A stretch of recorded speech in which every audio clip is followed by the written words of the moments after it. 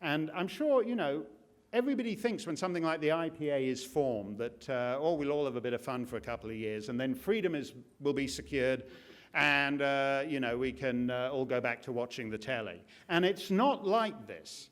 It never is like that. Freedom requires eternal vigilance and is always there to be fought for.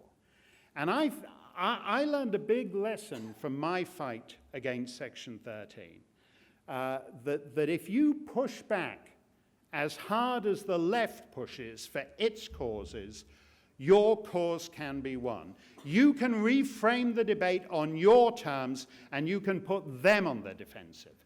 And they are the ones who are saying, no, you can't say that. They're the ones saying, no, that's not funny.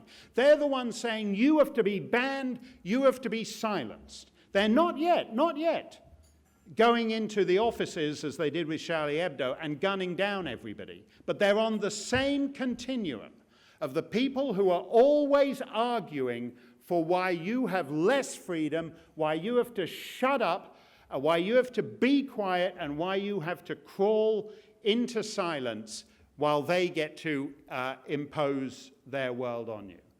And it doesn't have to be like that, but it starts at your level, and it starts with your friends and neighbors, and it starts at the municipal level, and it starts at the primary school level.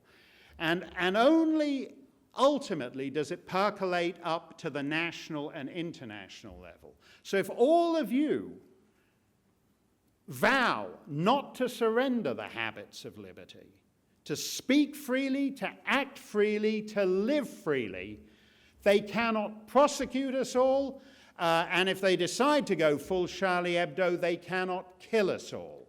Every one of us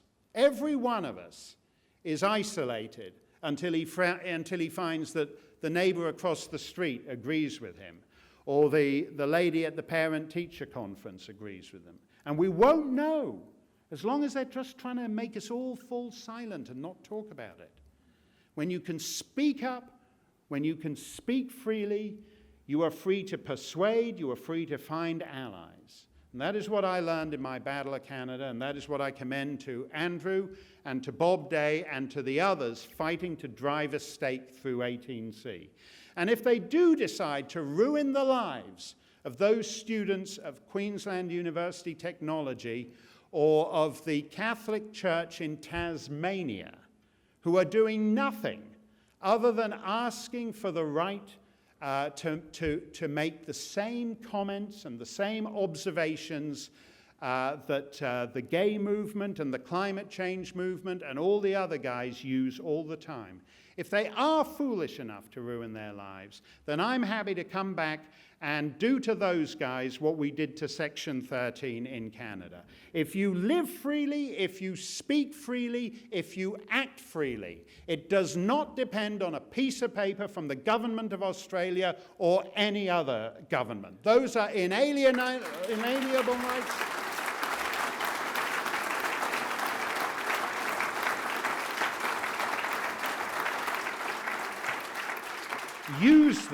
Use them every day. Live with them every day. Live your life in freedom and in liberty, and no stupid act of some transient government can ever take them away from you. Thank you very much indeed.